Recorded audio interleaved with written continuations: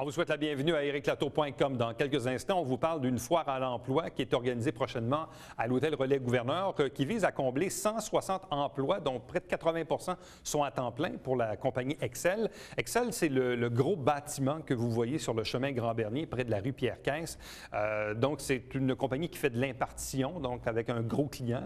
C'est principalement un lieu pour entreposer de l'équipement. Bref, on va vous en parler dans quelques instants. Mais d'abord, on vous parle du cancer de la prostate. On vous parle d'une marche qui est organisée pour parler de ce cancer de la prostate. Ça va se tenir le samedi 9 novembre à partir du Collège militaire Saint-Jean. C'est une marche de 5 km. Donc, il y a des gars de la région qui ont décidé de s'en occuper à l'intérieur même du Salon Commerce et Services. Et le porte-parole du cancer de la prostate au Québec, qui est-ce? C'est l'animateur Jean Pagé. Il est avec nous à l'instant.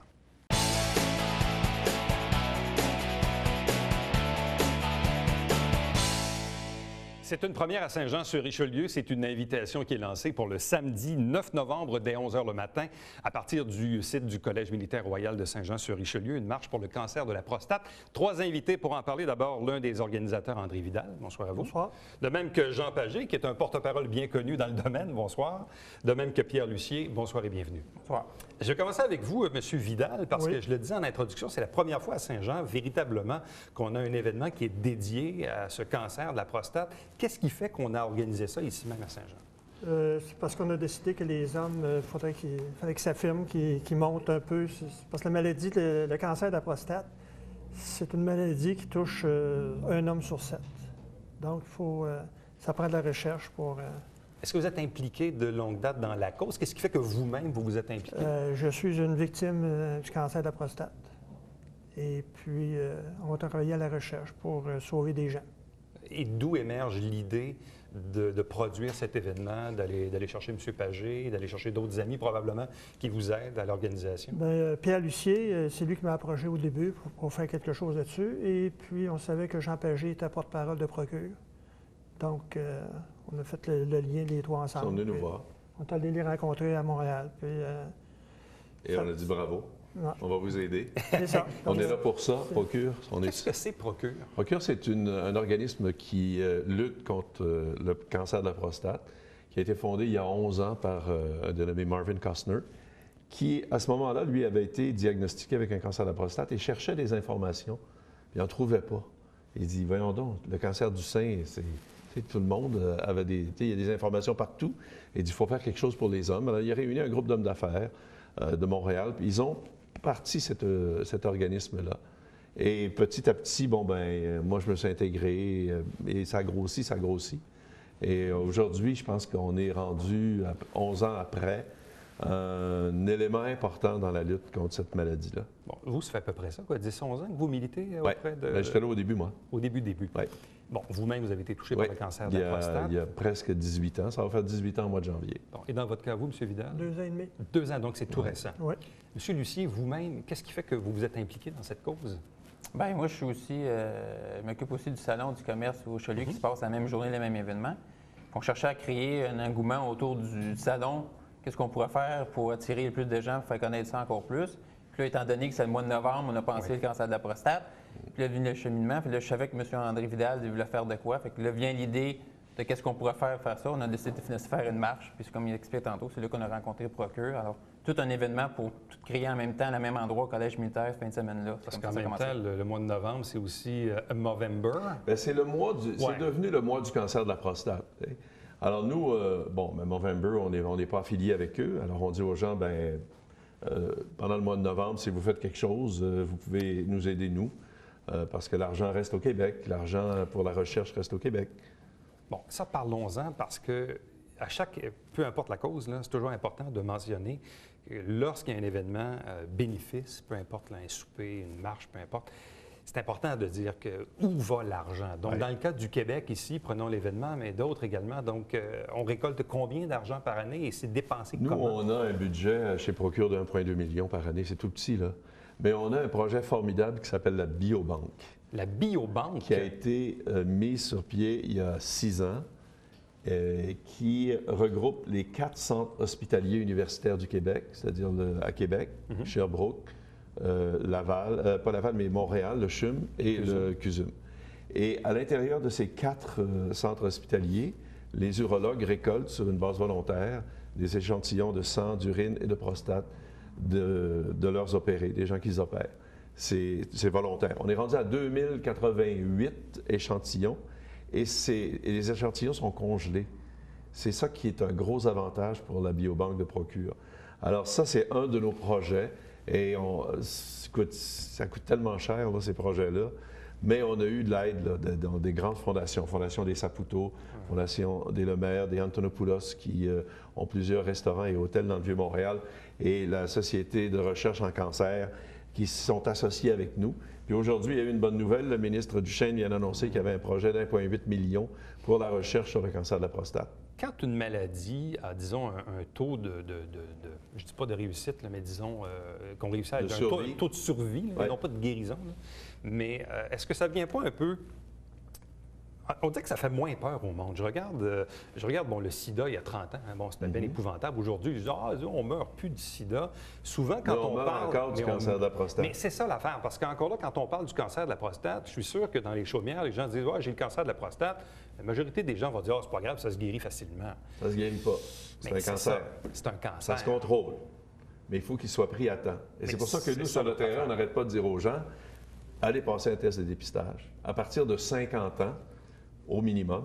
Et s'il y en a dans votre famille, à partir de 45 ans, si votre père est mort d'un cancer de la prostate ou a eu un cancer de la prostate, faites attention parce que vous êtes plus à risque que les personnes normales.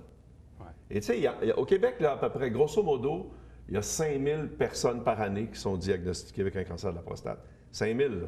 Et le taux de survie? Il y a 800 décès là-dessus. Il y en a 800 qui vont en mourir. On pourrait, moi je suis certain qu'on l'a fait depuis que Procure existe, sauver des vies, parce que c'est un cancer qui n'a pas de symptômes, Éric. Tu sais, là, tu pourrais l'avoir, là, puis tu ne le sais même pas. Moi, je ne le savais pas, c'est tout à fait par hasard. J'avais 49 ans, j'étais jeune, moi, à l'époque, là. Et mon médecin de famille, test de PSA, de APS, le test de sang, il dit « J'aime pas ça », il me rappelle, on va en passer un autre, « J'aime pas ça », va passer une biopsie. Et j'étais à 8,5, très agressif. Mon cancer était très agressif. 8,5 sur le 7 Gleason. Mon médecin me dit, si je ne t'opère pas, ton cancer va te tuer dans les 10 prochaines années. Là, ça va faire 18 ans au mois de janvier. Vous, M. Vidal, c'est arrivé dans quelles circonstances? Un test annuel? Prise de sang annuel. Et puis, mon médecin de famille m'appelle et dit, viens me voir, je vais te passer entre 2 rendez-vous. Je suis allé le voir. Ça, c'est une mauvaise nouvelle. Non, il ne fallait pas que je le dise. Quand ton médecin t'appelle, je vais te passer entre 2 rendez-vous, ça va pas bien. Fait que, quand je suis sorti du bureau du médecin, j'avais un rendez-vous chez un neurologue. Ça a été biopsie, puis après le résultat de la biopsie. Ils ont pris 8 cellules, 8 biopsies, puis les 8 étaient cancéreuses. Les 8? Et vous n'aviez aucun symptôme avant le rendez-vous chez le médecin? Rien. Rien. Et puis là, il a dit, d'ici un mois, t'opères. Moi, dans mon travail, j'ai dit, j'ai le mois d'août. Non, il dit 1 mois. Il est agressif. Parce qu'en même temps, dans le cas du cancer de la prostate, il y a différentes solutions, là, mais il y a des solutions pas plaisantes. Ça dépend de la gravité. Là, il était très agressif, le sien, le mien aussi. Alors, c'est l'opération. C'est sûr que si le cancer est moins agressif, il peut y avoir de l'observation active, là, suivi actif, c'est-à-dire qu'à tous les 3 mois ou 4 mois, tu vas passer un test, là, ton médecin te suit, parce que c'est un cancer à progression très lente. Et ça peut durer des années et des années. Mais s'il n'est pas agressif, s'il est agressif, là, c'est l'opération. Et vous, M. Lucier, quand vous entendez ça, est-ce que ça vous fait peur? Non, mais il blanchit un peu. Non, mais c'est pour ça que je trouve dans des projets comme ça vaut la peine, parce que les recherches évoluent de plus en plus. Plus qu'on investit, plus c'est facile de trouver les détections. Comme j'expliquais tantôt, on parlait qu'aujourd'hui, avec les tests d'urine, on va un peu plus vite qu'autrefois. Il y a 50 ans, c'était le fameux test du gant de caoutchouc, c'est à peu près la seule chose. Aujourd'hui, avec des prises de sang et des tests d'urine, on détecte de plus en plus vite. Fait que plus qu'on va investir, mieux que ça va être aux gens-là. Fait que étant un homme, en plus, je veux m'impliquer de plus en plus. C'est un homme sur 7. Tu sais, quand tu regardes dans le studio aussi, c'est sûr que quelqu'un d'autre va l'attraper en plus. Ouais. Tu dis, on est 7 aussi là. À peu près avec les caméramans. C'est ça. C'est ça. Juste la régie. Fait que c'est pour ça que je vous dis que je trouve que ça devient important. Le taux de survie, tu parlais, Éric, tout à l'heure du taux de survie, c'est important parce que le taux de survie après 5 ans est passé de 95 à 96 %. Ça, c'est les dernières statistiques de Statistique Canada, après 5 ans. Donc, il y a de l'espoir. Il y a de l'espoir, mais il ne faut pas se leurrer avec ça. Parce que si le cancer n'est pas pris à temps et qu'il sort de la prostate, c'est souvent la fin. Parce qu'il s'en va dans les os, généralement, Ouais, et ça devient un les cancer métastases, des os, quand les métastases sortent de la prostate. Parce qu'en même temps, oui, non, allez-y. Moi, Ouais. j'avais l'enveloppe attaquée en même temps. Ça fait que- Et c'était Ils m'ont dit urgent, ça. là. Ouais, ils m'ont dit ça, le docteur il dit ça, il dit tu avais l'enveloppe attaquée aussi. Quand on a ouvert, on a vu que l'enveloppe était attaquée. Une fois qu'on est opéré, après ça, est-ce que ça va mieux, beaucoup mieux? Est-ce qu'il y a d'autres genres de problèmes aussi? Ben, il y a toujours les tabous là, qui existent Ouais. encore. Les gens pensent, il y a beaucoup de gens qui pensent encore qu'on n'a pas de vie sexuelle après, mais c'est vrai dans peut-être 20 des cas. Là. Parce que l'habileté du chirurgien est très importante. Les nerfs de l'érection passent juste en dessous de la prostate. Et si c'est touché par le gars qui fait le médecin qui fait l'opération, ça peut. Moi, j'en ai vu des gens là, qui étaient vraiment mal pris. Mais généralement, là, 80 des cas, la vie revient tranquillement. C'est sûr que c'est pas le lendemain là, ou le surlendemain. Là. Sauf Il y a qu'il y a- aussi de ouais. l'incontinence Ouais. parfois, ce qui est bien regrettable, ce qui est bien plate. Mais tu sais, à un moment donné, tu acceptes ces inconvénients-là, qui sont graves, qui sont plates, mais tu es vivant.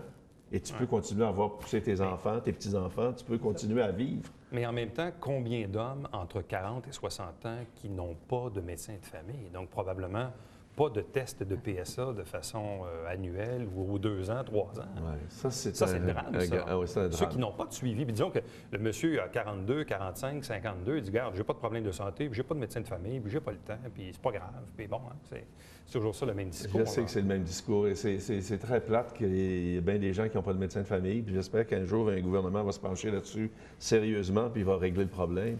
Il y a cependant des journées de sensibilisation et d'éducation. Le CUSUM en organise une à Place Alexis-Nihon.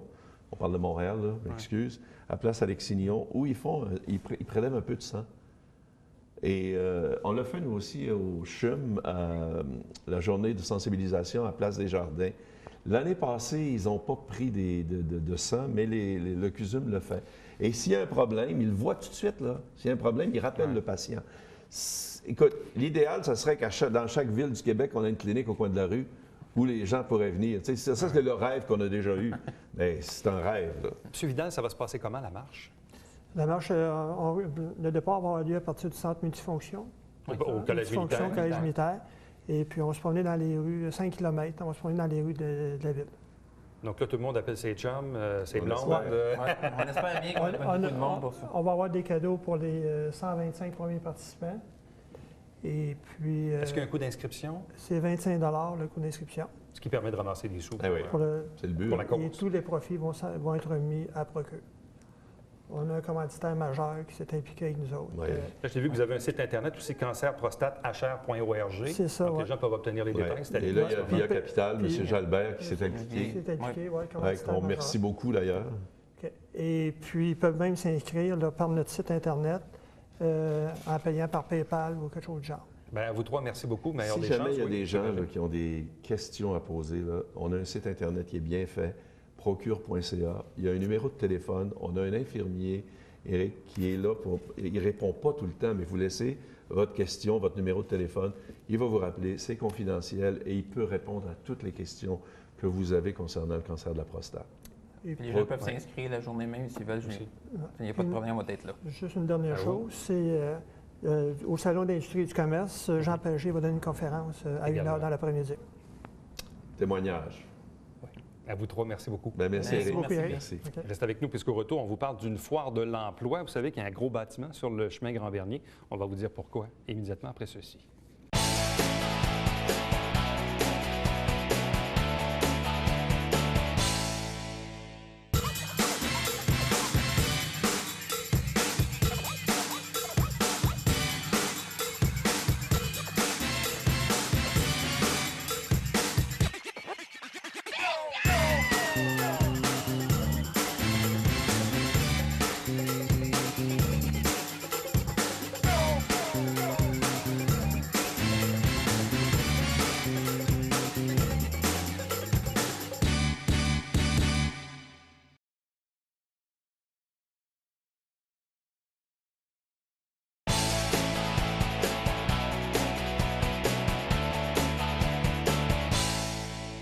vous parle maintenant d'économie, de création d'emplois, parce qu'il y aura une foire à l'emploi le week-end du 9 et 10 novembre à l'Hôtel Relais Gouverneur à Saint-Jean-sur-Richelieu pour combler des postes. Vous savez que la plus grande question que je me suis fait poser, moi, dans les derniers 6 mois, c'est qu'est-ce qu'on est en train de construire sur le chemin Grand-Bernier? C'est une espèce de bâtiment énorme entre la rue Pierre-Caisse et un peu dépassé la rue Boucher. Bien là, on va pouvoir un peu répondre à vos questions à cet égard-là. Donc, 2 invités à vous présenter. D'abord, Sylvie Tardif, directrice des opérations chez Excel. Bonsoir à vous. Bonsoir. De même que Valentin Leduc, qui est directeur des ressources humaines. Bonsoir et bienvenue. Bonsoir. Bon, la première question, elle est toute simple. Qu'est-ce que c'est Excel? Qui veut répondre, madame? Alors, Excel, c'est une compagnie qui se spécialise dans les partitions et la distribution pour des clients majeurs à travers le monde. L'Amérique du Nord, c'est certainement très présent. Ici au Québec, nouvellement arrivé. Bon, nouvellement arrivé, donc vous êtes présent ailleurs dans le monde, là, c'est ça? Oui, et très, très, très présent aussi en Ontario. Bon. Pourquoi avoir choisi Saint-Jean-sur-Richelieu pour implanter ce gros bâtiment, comme je faisais référence tantôt? M. Leduc? Bien, il y a une question aussi de région aussi. Saint-Jean-sur-Richelieu est situé aux axes d'autoroute 35 et d'autoroute 10. Donc, sa géographie est vraiment très bien placée par rapport à ça. Également, la région aussi, il ne faut pas se cacher, c'est une bonne région, une bonne main-d'œuvre. Et c'est un coin qui, je pense, pour les entreprises, c'est un bon endroit pour s'installer également dans la région. Vous dites donc que c'est une compagnie spécialisée dans l'impartition. Tout à fait. Pourquoi avez-vous besoin d'autant d'espace? Parce que dans une région comme Saint-Jean-sur-Richelieu, c'est quand même, vous êtes probablement l'un des plus gros bâtiments industriels sur le territoire. Là. Il y en a un pas très loin, là, mais qu'est-ce qui fait que vous avez besoin d'autant d'espace, autant de pieds carrés? Alors, on va entreposer au-dessus de 55 000 différents produits dans le centre de distribution ici à Saint-Jean-sur-Richelieu. Donc, on a regardé l'espace qu'on avait besoin pour pouvoir supporter la demande actuelle, mais aussi de faire un plan d'expansion pour les prochains 5 ans. Oh là là, OK. En pieds carrés, ça fait combien? Le savez-vous, ça? On parle d'environ 372 000 pieds carrés présentement. Mais vous avez de l'espace pour vous développer, Oui, c'est ça? C'est ça, en plus d'autres espaces. Parce que même à une certaine époque, au cours de l'été, il y a des gens qui disaient, coudonc, ils vont-tu réparer des avions là-dedans? Je sais pas. C'est tellement gros. Ouais, c'est tellement gros. Bon, là, évidemment, vous devez parce que là, la construction est pas mal complétée. Oui, au niveau de l'extérieur, c'est pratiquement terminé. Au niveau de l'intérieur? On est en train de finaliser l'intérieur au niveau des ce qu'on appelle du racking, des étalages, tout ça. Terminer l'intérieur au niveau des bureaux et surtout de l'entreposage. Donc, c'est principalement de l'entreposage.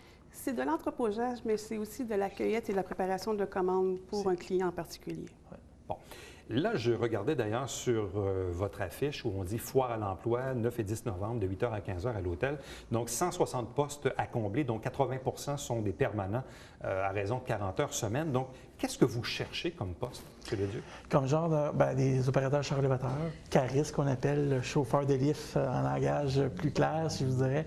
Des préparateurs de commandes également, des gens qui vont préparer des commandes, soit avec des transpalettes électriques à pied, donc qui vont préparer des commandes. Également des emballeurs, des gens qui vont faire de l'emballage aussi, comme Sylvie le mentionnait tantôt. On va faire de l'emballage également de certains produits, sous-produits. Également des postes, je dirais, commis à l'expédition, des postes au niveau du dédouanage également, parce qu'on va exporter ces produits-là à l'extérieur du pays. On va les envoyer, donc ça va prendre diverses professions à ce niveau-là.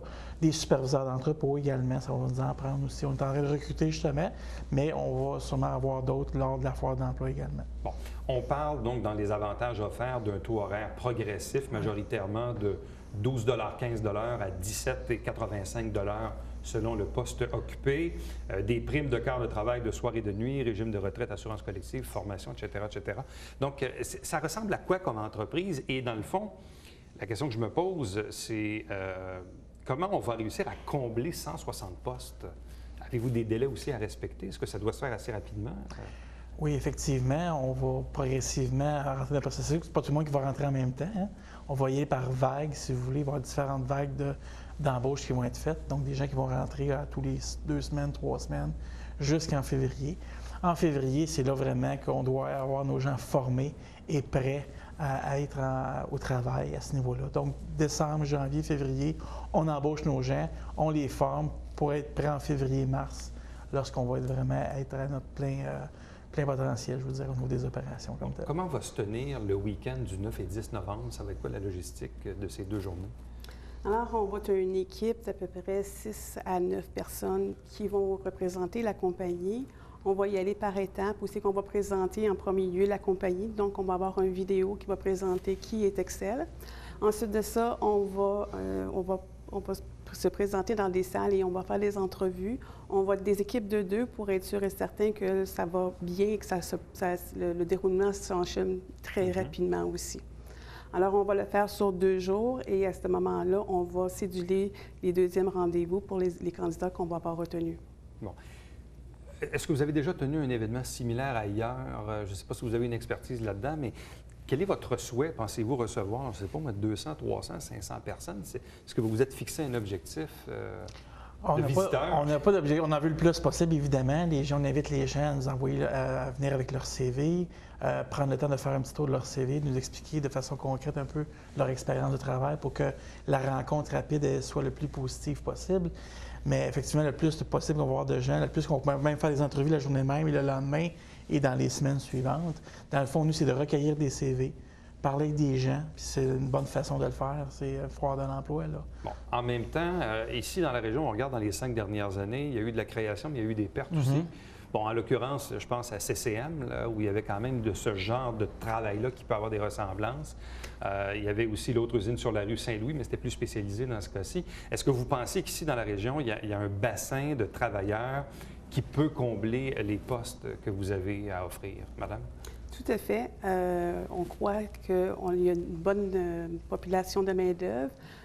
On voit que c'est des gens qui sont aussi spécialisés. Vous avez parlé de CCM et de d'autres entreprises. Ouais. Donc, c'est sûr et certain que ce sont le type d'employés qu'on va aussi rechercher. Bon. De quelle façon voulez-vous que les gens se présentent? Vous avez dit tantôt, il faut que les gens, évidemment, ramassent un peu leur CV assez rapidement. Vous êtes, comme on dit, vous êtes le monsieur des RH, là, le monsieur des ressources humaines.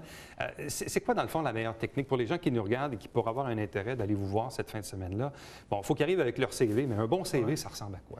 Bien, disons, leur formation, qu'est-ce qu'ils ont comme formation? C'est pas obligé d'avoir un secondaire 5. L'expérience des gens va être également tenue compte.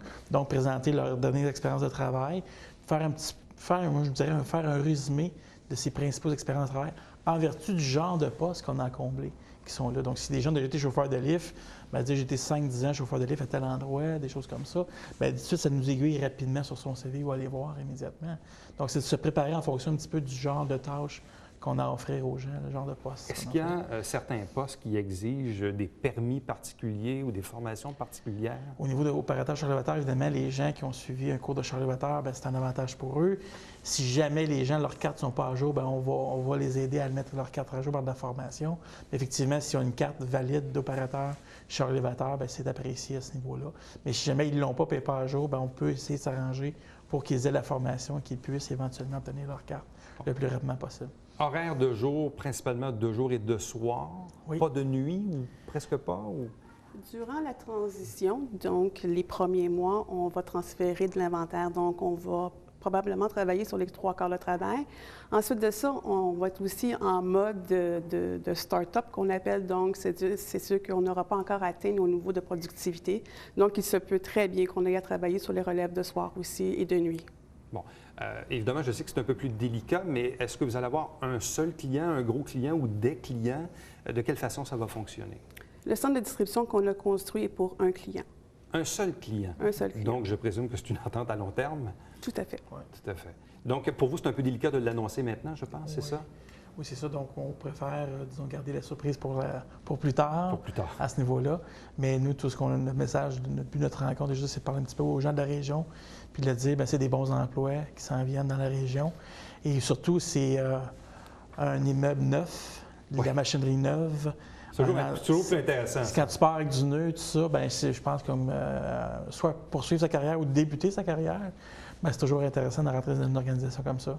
Pour les gens qui ne peuvent pas être présents, donc vous avez signifié également une adresse courriel qui est emploi.excel@gmail.com. Effectivement. Donc, les gens peuvent immédiatement nous envoyer leur CV à ce service courriel-là. On va prendre leur CV.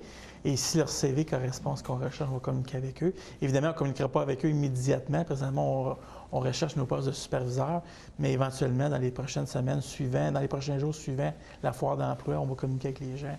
Mais si les gens veulent nous l'envoyer, on va analyser leur CV rapidement quand même. Donc, on le répète, on cherche donc des emballeurs, des préparateurs de commandes, des opérateurs de chariots élévateurs, des commis d'entrepôt, des techniciens aux douanes, des superviseurs d'entrepôt et des chefs d'équipe. 160 jobs à combler, donc 80 sont majoritairement donc, des postes permanents. C'est ça. C'est bien ça. Donc, rendez-vous les 9 et 10 novembre à l'Hôtel Relais Gouverneur, donc de 8 à 15 heures. Voilà, donc le tour est fait. Merci beaucoup. Bien, vous deux, merci beaucoup, puis meilleure des chances dans cette nouvelle aventure. Et là, maintenant, vous comprenez maintenant pourquoi on a un bâtiment de 372 000 pieds carrés le long du chemin Grand-Bernier, près de la rue Pierre-Caisse. Donc, c'est pour la compagnie Excel. Merci. Merci beaucoup. Restez avec nous. Au retour, on vous présente le Babillard quotidien.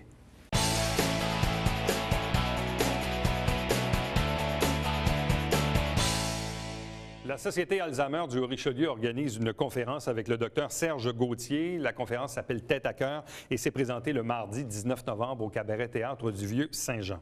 Saint-Jean-sur-Richelieu, c'est le nom de notre émission qui, à chaque semaine, vous présente des extraits du Conseil de ville. Le Conseil, il est en pause jusqu'au nouveau Conseil, après les élections. Sauf que nous, au cours des prochaines semaines, on va vous présenter dans la même case horaire un extrait des discours de victoire du maire et des 12 nouveaux conseillers et conseillères. Télébingo, 3 500 $ en prix à chaque semaine, tous les dimanches matin, 9h30 au Câble 9 en direct. Pour acheter des cartes, des carnets, des livrets, il y a une trentaine de dépositaires sur le territoire Haut-Richelieu et Rouville. Télévision du Haut-Richelieu, nouvelle adresse, 145 rue Richelieu. Pour me joindre directement par courriel, ericlatour@tvhr9.com. Visitez notre site Internet également pour peut-être revoir les entrevues ou les entrevues que vous avez manquées. Nos entrevues vidéo sont en format YouTube maintenant, donc disponibles pour les appareils Apple. Et devenez fan de notre page sur Facebook, facebook.com/TVHR9. Et ericlatour.com diffusé bien sûr tous les jours de la semaine, même le dimanche. En rappel, on se fixe rendez-vous demain. Prochain rendez-vous d'ericlatour.com. Bye bye.